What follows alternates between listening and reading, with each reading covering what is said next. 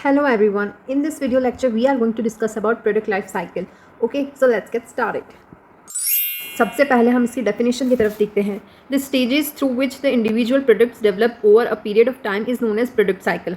ठीक है. The product life cycle concept is derived from the fact that a given product's volume and revenue follow a typical pattern of 4 phases cycle. This life cycle is the representative fact of the existence of every product. जैसे कि हम humans होते हैं, हम अलग अलग stages में अपनी लाइफ से गुजरते हैं. पहले हम छोटे होते हैं, फिर हम टीनेजर्स होते हैं, देन हम अडल्ट बन जाते हैं, एंड आफ्टर दैट हम मैच्योर हो जाते हैं, एंड फिर हम ओल्ड एज की तरफ बढ़ने लगते हैं. ठीक है. तो ये हमारी पूरी एक लाइफ साइकिल होती है. From birth till death is known as life cycle. वैसे ही एक प्रोडक्ट की भी प्रोडक्ट साइकिल होती है, जिसमें वो अलग अलग स्टेजेस के थ्रू जाता है. और जैसे हम ये अलग होता है इंसानों से, तो हम इसका एग्जांपल जैसे कोई गाना समझ लेते हैं. ठीक है. तो पहले एक गाना आता है, ठीक है, फिर हम उसको इतना नहीं सुनते बिकॉज हमें वो इतना कानों को नहीं भाता है. फिर थोड़ी देर टाइम बाद जब वो थोड़ा ट्रेंडिंग होने लगता है, तो हम भी उसको बार बार सुनते हैं, तो हमें अच्छा लगता है, एंड देन फाइनली वो हमारा फेवरेट बन जाता है. ठीक है. बट वो ऑल टाइम हमारा फेवरेट नहीं रहता है. कुछ दिनों बाद नया गाना आता है और हम पुराने गाने को नहीं सुनना चाहते हैं. ठीक है. तो इसी तरह से कुछ प्रोडक्ट के साथ होता है. The 4 stages of product life cycle, ये 4 स्टेजेस दे रखे हैं. Introduction, growth, maturity and then decline होने लगता है. जैसे मैंने बताया, पहले इंट्रोडक्शन होता है, फिर ग्रोथ, फिर मेच्योरिटी एंड देन डिक्लाइन होता है. तो हम इसका आगे अच्छे से और देखते हैं. Product life cycle, sales and profit. Okay. और नीचे लॉसेज एंड इन्वेस्टमेंट. अगर नीचे जा रहा है इस लाइन के, दैट मीन्स उसको लॉस हो रहा है. ऊपर जा रहा है, दैट मीन्स उसको प्रॉफिट हो रहा है. ठीक है. सबसे पहले देख सकते हैं कि ये जो लाइन है, जैसे मैंने अभी बताया कि अगर सेल्स ऊपर जा रही है तो प्रॉफिट है, नीचे इस अगर जैसे ये नीचे आ रहा है तो इसको लॉस है. तो सबसे पहले हम गाने को रेफरेंस लेके चलेंगे, बट आप इसको जो भी कमोडिटीज़ होती हैं जिनको हम मार्केट में बेचते हैं उसको ध्यान में रखते हुए सीखेंगे. ठीक है. तो प्रोडक्ट डेवलपमेंट, सबसे पहले हम जो डेवलप कर रहे होते हैं तो हमें पैसे उसमें लगाने पड़ते हैं, इसलिए हम थोड़े ये कर्व आप देख सकते हैं नीचे लॉस में जा रहा है. क्योंकि जब आप किसी चीज़ को बनाएंगे, जो गाना कंपोजर होता है वो गाना बनाता है, तब तक उसी को उसमें पैसे इन्वेस्ट करने पड़ते हैं. उसको जो भी इंस्ट्रूमेंट चाहिए होते हैं, या जो सिंगर है वो जो बैकग्राउंड वॉइसेस हैं वो सब, एडिटिंग वगैरह वो सब, उसको उसी को इन्वेस्टमेंट लगाना पड़ता है. तो उसमें पैसे खर्च होते हैं, आते नहीं हैं. तो इसलिए हम उसको लॉस मानेंगे. ठीक है. या इन्वेस्टमेंट वो कर रहे हैं वो मानेंगे हम उसको. फिर क्या होता है, वो उसको हम इंट्रोड्यूस करते हैं मार्केट में. ठीक है. तो हम उसको जैसे मार्केट में इंट्रोडक्शन हमारा चलता है, तो धीरे धीरे वो शुरू में आते ही हमें कोई गाना पसंद नहीं आता है. कई मतलब हमें ऐसा नहीं है आज ही रिलीज़ हुआ और आज ही, ऐसा बहुत रेयर सॉन्ग्स होते हैं. हम लोगों को थोड़े दिनों बाद वो पसंद आते हैं. तो वो थोड़े दिन में क्या करता है, पॉपुलैरिटी, मतलब मार्केट में लोगों को पता लगने लगता है, हाँ इस टाइप का भी कुछ मार्केट में आ रहा है, इस टाइप का कोई सॉन्ग आ रहा है. ठीक है. तो उसके बाद क्या होता है, फिर कुछ लोग उसको सुनते हैं और सुनते सुनते उसको इतने लोग सुन लेते हैं कि वो ट्रेंडिंग बन जाता है. ठीक है. और फिर हमें वो बहुत ज़्यादा पसंद आने लगता है, वो सबका फेवरेट बन जाता है. तब वो उसका पीक आ जाता है. ठीक है. जब सबका पसंद आने लगता है, बट उसको ज़्यादा सुनते हैं तो भी हम बोर हो जाते हैं. और फिर हम क्या करते हैं, फिर उस दूसरे गाने की तरफ स्विच करते हैं, और पुराने गाने को हम बिल्कुल, मतलब वो टाइम के साथ वैनिश हो जाता है, हमें याद भी नहीं आता. फिर हम सोचते हैं हाँ यार उस ज़माने में हम ये गाना सुना करते थे. ठीक है. तो फिर हम मतलब डिक्लाइन हो जाते हैं. ठीक है. तो इस टाइप से इसका सेल्स चलता रहता है. प्रॉफिट का आप देखेंगे तो प्रॉफिट का लाइन इससे थोड़ा नीचे ये रहता है. और जैसे मैंने आपको बताया, पहले इंट्रोडक्शन, देन ग्रोथ, मेजॉरिटी में वो हाईएस्ट पीक अटेन करता है, एंड देन वो डिक्लाइन होना शुरू करता है टाइम के साथ साथ. ठीक है. तो सेल्स ज़्यादा होता है, प्रॉफिट उसके कंपैरिजन में थोड़ा कम होता है. जब देखिए इंट्रोडक्शन है तो प्रॉफिट बिल्कुल नहीं हो रहा है, क्योंकि अभी हम उसको पब्लिसिटी कर रहे हैं, लोगों को बता रहे हैं कि ऐसा प्रोडक्ट मार्केट में आया है. फिर उसका ग्रोथ होता है, तब हमें अच्छा खासा प्रॉफिट होता है. और मेच्योरिटी पे हमें उसको सबसे ज़्यादा प्रॉफिट होता है. फिर जैसे जैसे उसको लोग नापसंद करते हैं या वो डिक्लाइन होने लगता है, तब उसका प्रॉफिट भी इवेंचुअली कम हो जाता है. Okay.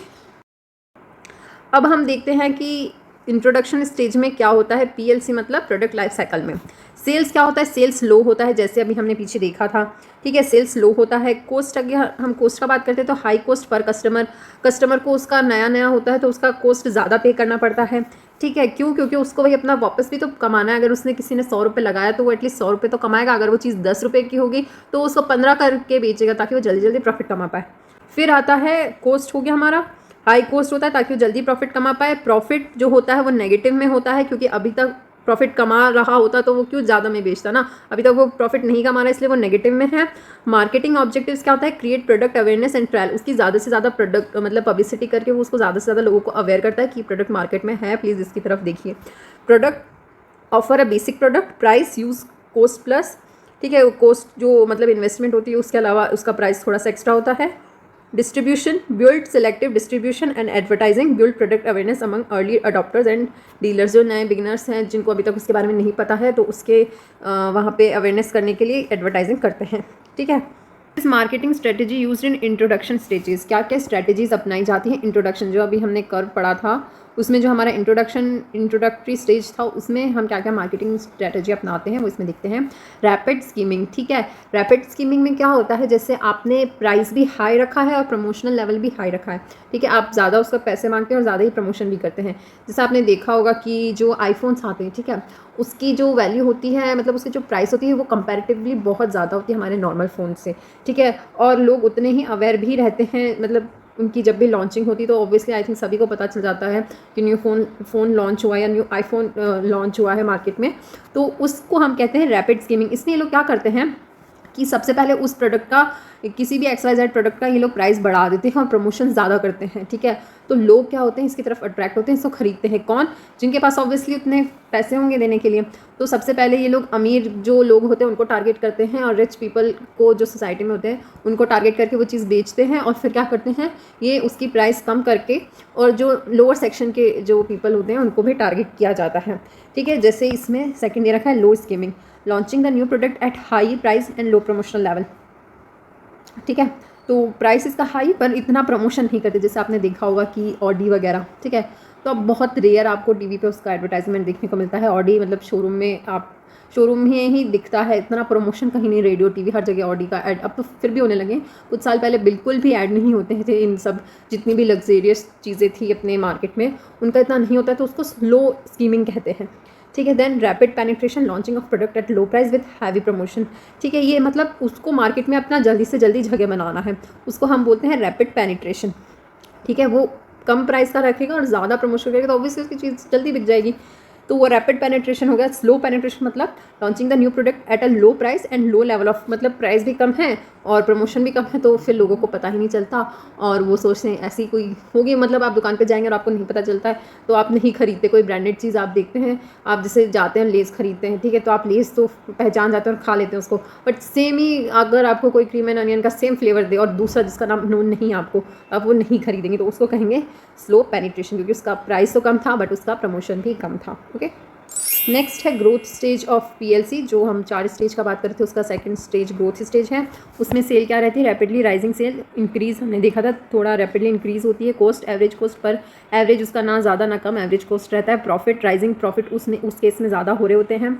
Marketing objective, maximum market share, ज़्यादा से ज़्यादा वो अपना मार्केट शेयर बढ़ाने की कोशिश करते हैं। Product offer, product extensions, service, warranty, ठीक है, वारंटी वगैरह देते हैं उस टाइम पे। प्राइस टू पेनिट्रेट मार्केट, जो भी मैंने अभी बताया पेनिट्रेशन क्या होता है, तो वही प्राइस वो लोग रखते हैं जिससे वो मार्केट में इजीली पेनिट्रेट कर जाएं। Distribution, build intensive distribution. Advertising, build awareness and interest in the market mass. Advertising का तो एक ही मोटिव रहता है, ठीक है।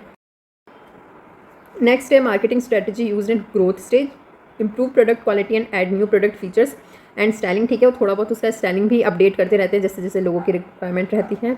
And new models and product of different size colour, उसमें वैरायटी लाना शुरू करते हैं, ठीक है, कलर शेप्स भी चेंज करने लगते हैं। एंटर न्यू मार्केट सेगमेंट्स, इन मार्केट सेगमेंट्स क्या होता है ये आगे लेक्चर में बताऊंगी। Increase distribution coverage, enter new distribution channel, ठीक है, डिस्ट्रीब्यूशन चैनल के भी बारे में आगे डिस्कस करेंगे। Shift from product awareness to product preference advertising, ठीक है। इंट्रोडक्शन में वो ज़्यादा प्रोडक्ट अवेयरनेस को मतलब महत्व देते हैं, बट जो ग्रोथ स्टेज होता है उसमें वो ज़्यादा से ज़्यादा वो एडवर्टाइज करते हैं, ज़्यादा से ज़्यादा उसकी पब्लिसिटी करते हैं ताकि लोग उसको ज़्यादा से ज़्यादा खरीदें। Lower prices to attract next layer of price sensitive, जैसे अभी मैंने बताया कि कुछ लोग क्या करते हैं पहले प्राइस बढ़ा के बेचते हैं ताकि वो हाई लेवल के मतलब जो रिच पीपल हैं उनको टारगेट कर सकें, और फिर उसी चीज़ का पैसे कम करके वो लोग अट्रैक्ट करते हैं किसको, next layer of price sensitive buyers, ठीक है। इसके अलावा थर्ड मैच्योरिटी स्टेज था, ठीक है। सेल्स, उसमें सबसे पीक पे सेल चली जाती है, मतलब जितनी मैक्सिमम हो सकती है वो सेल उसमें हो जाती है। Cost, low cost per customer, इसमें वो क्या करते हैं, आप कॉस्ट लो कर देते हैं क्योंकि उन्होंने बहुत प्रॉफिट कमा लिया होता है। अब अगर वो और ज़्यादा रखेंगे तो कोई खरीदेगा नहीं, इसलिए वो लोग कम कर देते हैं उसका प्रॉफिट। हाई प्रॉफिट उसको मिल रहा होता है तभी वो पीक पे पहुंचते हैं। Marketing objective, maximum profit while defending market share भी उनको बचाना था और प्रॉफिट भी उनको ज़्यादा से ज़्यादा करने की कोशिश करनी होती है। Product, diversify brand and models, ठीक है, जैसे आपने देखा होगा कि कोई हम लोग मैगी खरीदते हैं, ठीक है, या कोई दूसरा हम लोग कुछ भी चीज़ खरीदते हैं तो वो लोग क्या करते हैं जिससे उसकी वैरायटी लाना शुरू करते थे। जैसे हमने कॉर्नफ्लेक्स खरीदा तो वो उसके अंदर फ्रूट एंड नट्स ले आते हैं, स्ट्रॉबेरी फ्लेवर, बनाना फ्लेवर, ऐसे बहुत सारे फ्लेवर्स ले आते हैं, ठीक है। सिमिलरली हम लोग जो सिल्क आपने सिल्क सभी लोगों ने खाई होगी, तो उसमें आप देखते हैं कि हर मतलब 2-3 महीने में कोई नया आ जाता है उसमें, ठीक है। और वो सिर्फ इसीलिए क्योंकि वो लोग इसीलिए उसमें वैरायटी ऐड ऑन करते रहते हैं ताकि उनके प्रोडक्ट की जो क्वालिटी वो गिरे ना, क्योंकि सिल्क कोई दूसरा भी बना सकता है, इतनी सारी चॉकलेट्स आती है मार्केट में, बट फिर भी लोग क्यों सिल्क को प्रेफरेंस दें, क्योंकि वो लोग मॉडिफिकेशन करते रहते हैं, अपनी वैरायटी डेवलप करते रहते हैं, और इसीलिए कि मतलब उनका प्रोडक्ट जो है वो ज़्यादा मार्केट में टिका रहे। प्राइस टू मैच और बेस्ट, मतलब जो कंपटीटर्स हैं उनके इक्वल वो प्राइस करने का कोशिश करते हैं, उनसे ज़्यादा करेंगे तो उनका प्रोडक्ट कोई खरीदेगा नहीं। Distribution, build more intensive distribution, advertising, stress brand differences and benefits. Maturity stage का भी हम मार्केटिंग स्ट्रेटेजी डिस्कस कर लेते हैं। Market modification, converting non users, ये जो यूज़ नहीं भी करते हैं अभी तक, तो उसको हम चाहते हैं कि वो भी यूज़ करें, क्योंकि ऑलरेडी तब तक सब लोग जो यूज़ करना चाहते हैं वो तो कर चुके होते हैं, बट नॉन यूज़र्स भी हमारी चीज़ों को कैसे कैसे करके ले लें, हमारा सिर्फ इतना मोटो रहता है उसमें। Entering new market segments, again market segment next lecture में डिस्कस कर लेंगे। Win competitors customer, redefine target market, जो मतलब हमारे कॉम्पिटिटर के पास कस्टमर है उसको भी हम अपनी तरफ अट्रैक्ट करने की कोशिश करते हैं। प्रोडक्ट मॉडिफिकेशन, जैसे मैंने आपको बताया कि उसमें अलग अलग हम मॉडिफिकेशंस करते हैं ताकि हमारा जो प्रोडक्ट है वो मार्केट में टिका रहे, जैसे उसकी क्वालिटी इंप्रूव कर सकते हैं। Adopting advance technology, product differentiation, ठीक है, ये सब करके आप अपने प्रोडक्ट की मॉडिफिकेशन करके उसको मार्केट में उसकी जगह बनाए रख सकते हैं।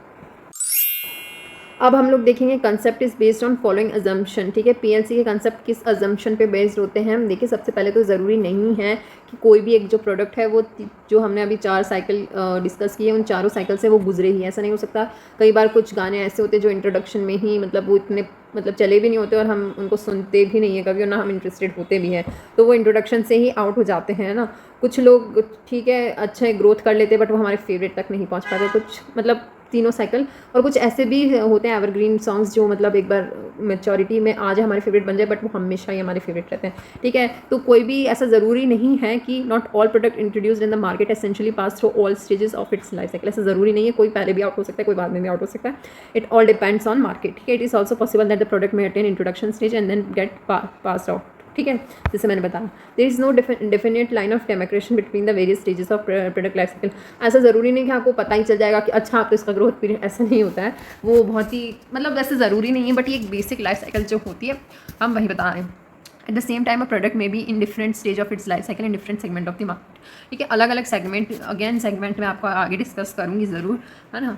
तो अलग अलग सेगमेंट में क्या होता है कि जो प्रोडक्ट होता है वो अलग अलग लाइफ साइकिल में होता है, ठीक है। जैसे the product concern may be in the introduction stage in Asian market while facing decline, ठीक है। जैसे कोई एशियन मार्केट में उसका अच्छा हाई स्पीक चल रही हो बट हो सकता है कहीं और उसका डिक्लाइन चल रहा हो, तो यही पॉइंट ये बोलना चाह रहा है। The time span of each stage is in product life cycle in respect of each product में वेरी, अलग प्रोडक्ट टू प्रोडक्ट वेरी करता है कि किसका कितना, किसी का इंट्रोडक्शन छोटा रहता है अचानक से वो ग्रोथ अटेन कर लेता है, कई बार ग्रोथ अटेंड करने में बहुत टाइम लग जाता है, तो वो टाइम भी अलग अलग पे डिपेंड करता है कि किसका कैसा रहेगा, ठीक है।